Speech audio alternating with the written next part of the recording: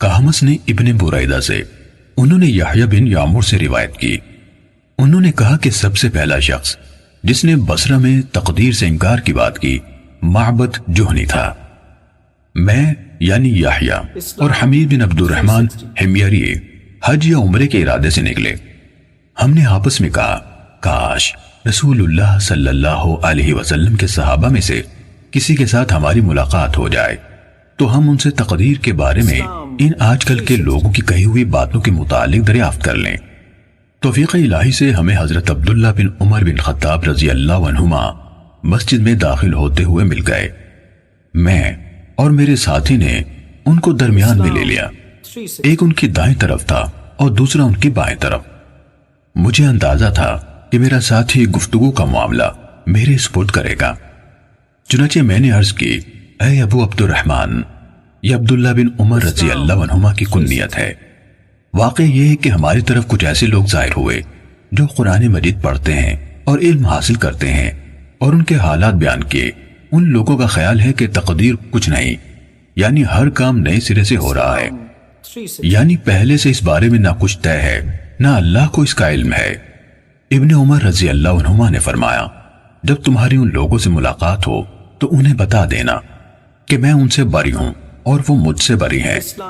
اس ذات کی قسم جس کے نام کے ساتھ عبداللہ بن عمر حلف اٹھاتا ہے، اگر ان میں سے کسی کے پاس احد پہاڑ کے برابر سونا ہو اور وہ اسے خرچ بھی کر دے تو اللہ تعالیٰ اس کی طرف سے اس کو قبول نہیں فرمائے گا یہاں تک کہ وہ تقدیر پر ایمان لے آئے۔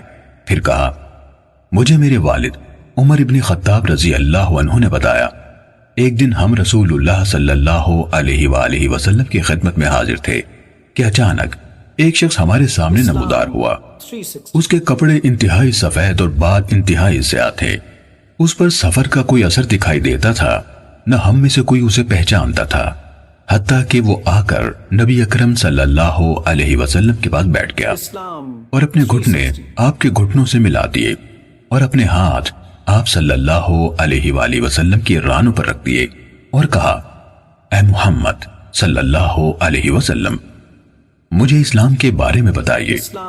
رسول اللہ صلی اللہ علیہ وسلم نے فرمایا، اسلام یہ ہے کہ تم اس بات کی گواہی دو کہ اللہ تعالیٰ کے سوا کوئی عبادت کے لائق نہیں اور محمد صلی اللہ علیہ وسلم اس کے رسول ہے۔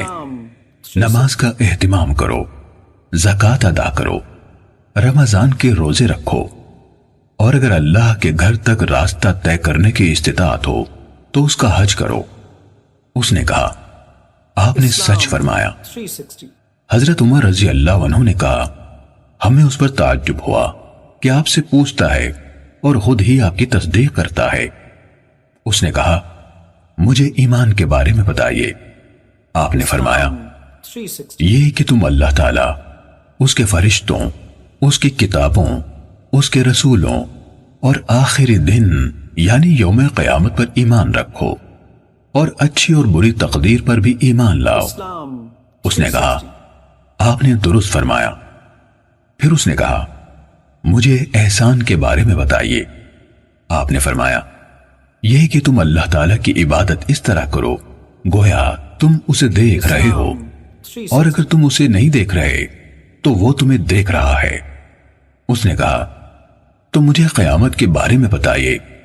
آپ نے فرمایا، جس سے اس قیامت کے بارے میں سوال کیا جا رہا ہے وہ پوچھنے والے سے زیادہ نہیں جانتا۔ اس نے کہا، تو مجھے اس کی علامات بتا دیجئے۔